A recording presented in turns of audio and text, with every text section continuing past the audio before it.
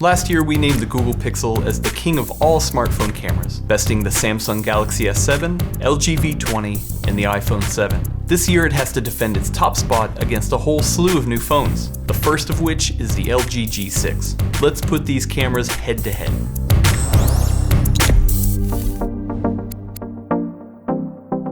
First off, let's go over specs. Our number one pick, the Google Pixel, sports a 12.3 megapixel sensor, an f2.0 lens, and some serious processing muscle.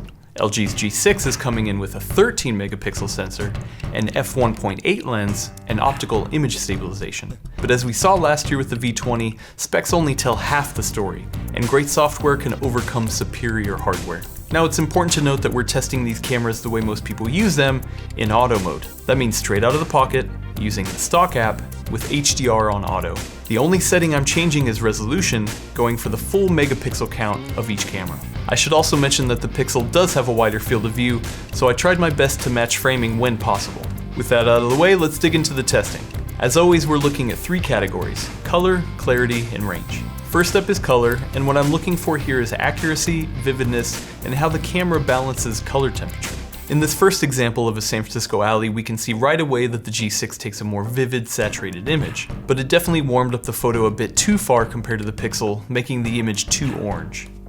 In this next image, you'd think the Pixel is too warm, but actually the G6 swings too far the other way and cooled off the scene past what's accurate. The vividness of the colors is nice, but I typically prefer a more muted image.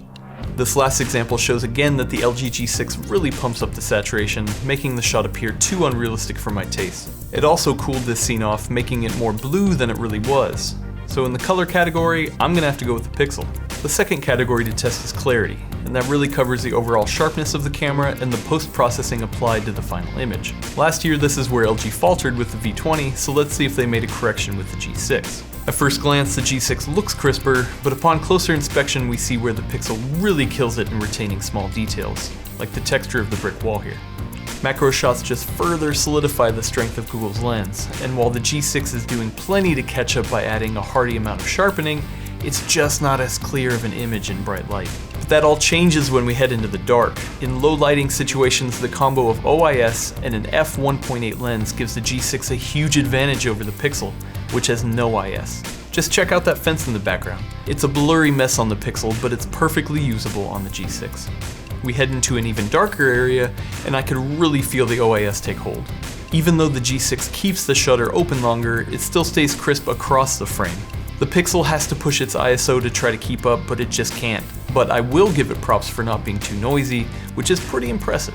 So, the Google Pixel shines in bright light, and the LG G6 does great in low light. Unfortunately, I'm gonna have to pronounce this category as a tie. The final category is all about range. Here we are looking at the dynamic range of the cameras and how the phone chooses to expose for the scene. We'll get some help from our trusty histogram in this one, and here's the basic way to read it. The left portion of the chart represents all of the dark areas of the image, and the right portion of the chart represents all of the light areas of the image. The exposure should be somewhere in between those edges, or else you will start to lose information. In this first example, we see the Pixel has captured a higher exposure, letting you see more information across the whole scene.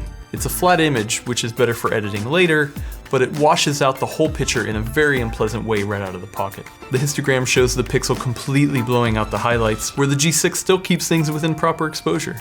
The next shot has the Pixel underexposing the scene to hang on to those highlights, but at the expense of losing information in the shadows. Looking at the histogram, the G6 is comfortably sitting off both ends, and still exposing properly for what I had envisioned. In fact, more often than not, the G6 gave me the exposure I was hoping for in high contrast scenes, all while maintaining valuable exposure information. The Pixel has a better range, but it was really missing the mark on exposing for the scene. I'm gonna have to give this one to the G6. So here we find ourselves in the proverbial pickle. The Pixel won in color, it was a tie in clarity, and the G6 won on range. This is a tough fight, and both cameras are amazing, but if we have to break this tie, we're gonna have to bring in an outside factor, meaning that we have to take a step back and factor in that the Pixel still struggles with lens flares, and the G6 has not only one amazing camera, but two. Also, the stock LG app has a plethora of features, including an awesome manual mode that the Pixel just doesn't have. So with that, we are crowning the LG G6 the winner. LG came so close with the V20 and it definitely learned from its mistakes. The G6 just barely beat out the Google Pixel, which is still an amazing camera, but having things like 2 lenses and a manual mode just can't be ignored in such a close fight. Congratulations LG, you will be moving forward as our smartphone camera king. Be sure to subscribe and come back to see the LG G6 take on the next major smartphone.